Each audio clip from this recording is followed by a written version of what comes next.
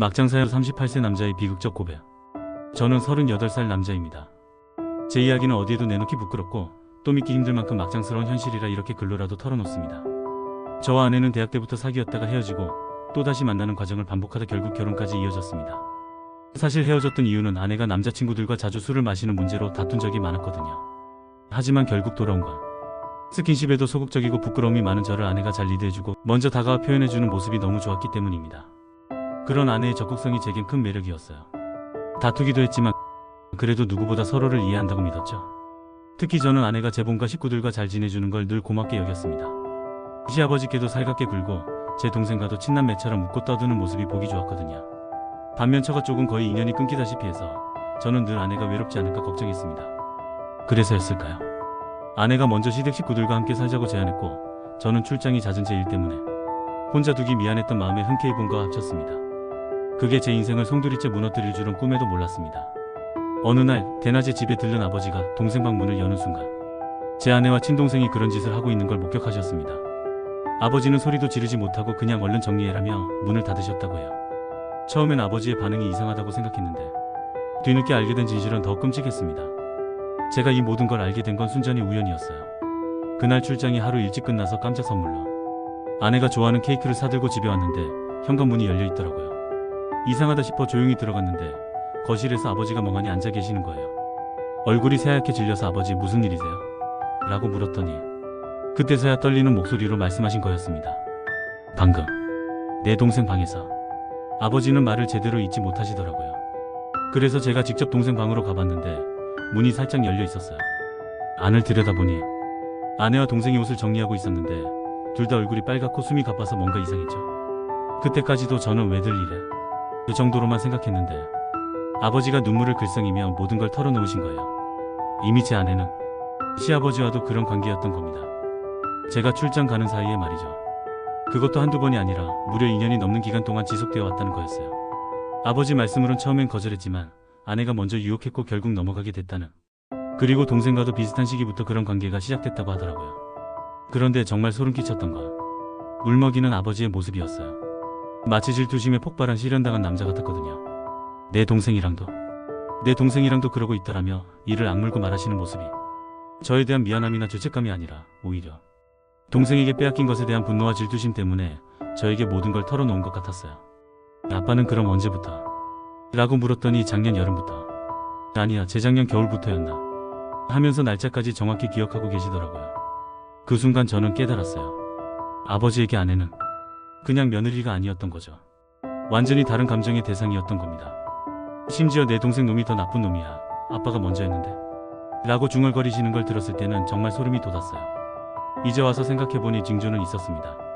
함께 식사할 때나 가족 여행을 갔을 때 아내가 동생이나 아버지와 서스럼없이 안고 어깨 동무를 하는 모습을 자주 봤거든요. 그때는 단순히 우리 가족과 정말 친해졌구나, 좋은 일이지라고만 생각했어요. 심지어 아내가 아버지나 동생과 둘이서 대화를 나누며 웃는 모습을 보면서도 식구들끼리 정말 잘 지내는구나 정도로만 여겼죠. 지금 생각하니 그 모든 장면들이 제가 모르는 사이에 벌어진 추악한 일들의 연장선이었던 겁니다. 저는 분노와 절망에 휩싸여 세 사람을 다그쳤습니다. 하지만 돌아온 건 미안하다는 말뿐이었어요. 아내는 집을 나가서는 계속 음성 메시지로 정신이 나갔었다, 용서해달라고 빌었습니다. 그런데 며칠 후 아내가 보낸 문자를 보고는 정말 기가 막혔어요. 당신이 나를 외롭게 하지 않았냐.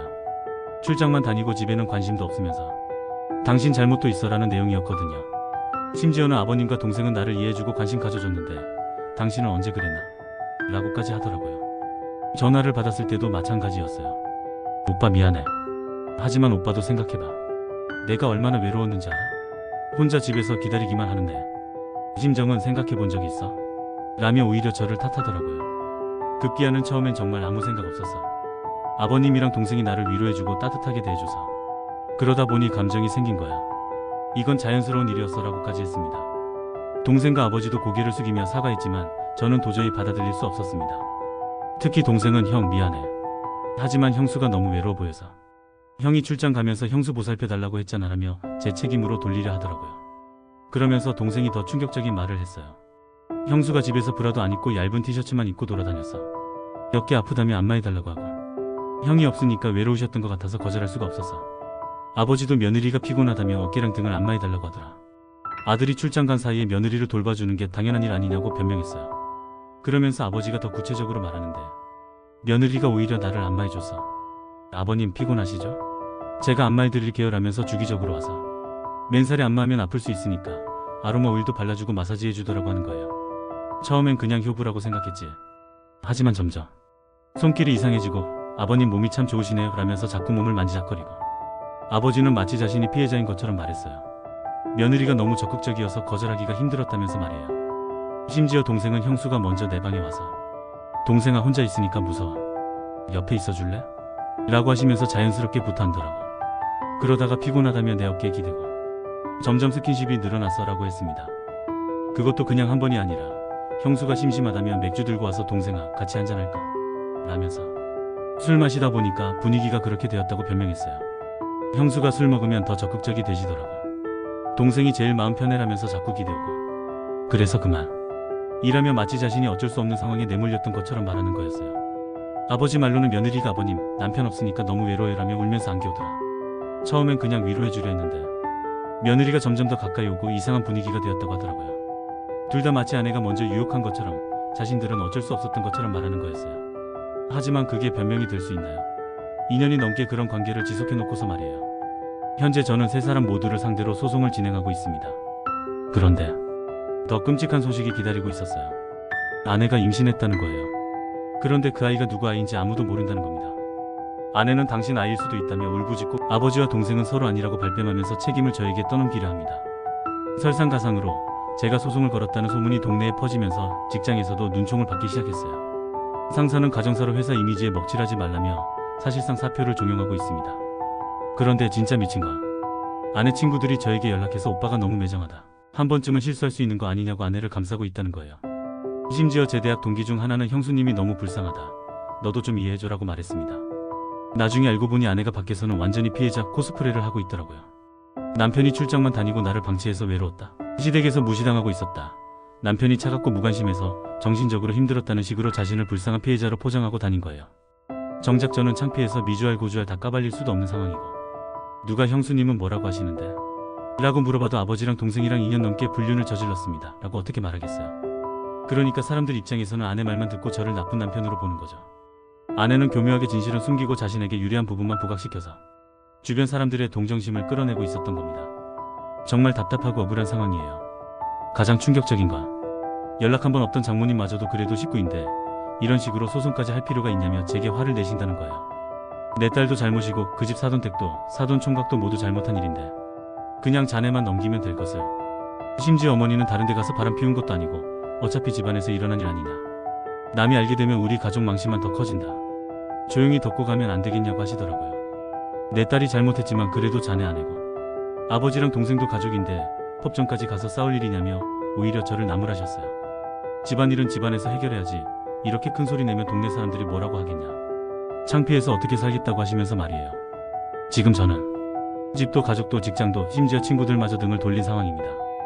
누구 하나 제 편이 되어주는 사람이 없어요. 오히려 제가 너무 냉정하다며 비난받고 있습니다. 이런 상황이 되고 나니 깨달은 건 제 주변 사람들 중에 정상적인 사람은 아무도 없는 것 같다는 거예요. 모두가 잘못된 게 당연한 것처럼 피해자인 제가 이상한 사람인 것처럼 말하니까요. 가족이니까 참아야지 실수 한번 할 수 있는 거 아니냐. 너무 극단적으로 가지 말아라. 이런 말들을 들을 때마다 정말 이 세상이 미쳐가는 건지 제가 미쳐가는 건지 알 수가 없어요. 2년이 넘게 지속된 배신을 실수 한 번이라고 하고 아버지와 동생, 아내가 한꺼번에 저를 배신한 일을 가족이니까 이해하라고 하는 이 모든 상황이 정말 답답하고 기가 막힙니다. 정말 미칠 것 같은 건 이 아이가 태어나면 저에게는 무엇이 되는 걸까요? 제 아이일까요? 아니면 제 동생일까요? 조카일까요? 생각만 해도 소름이 돋습니다. 만약 아버지 아이라면 저에게는 친동생이 태어나는 거고 제 동생 아이라면 조카가 태어나는 거죠. 그런데 그 아이의 엄마는 제 아내라는 겁니다.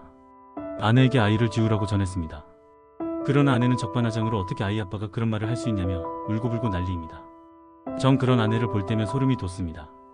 치가 떨려 골이 흔들릴 지경입니다. 밤마다 이게 현실인지 악몽인지 구분이 안 될 때가 있어요. 가장 믿었던 사람들에게 이렇게 배신당할 줄이야. 저는 과연 앞으로 어떻게 살아가야 할까요? 모든 걸 잃고도 계속 버텨야 하는 이 현실이 너무 잔혹합니다.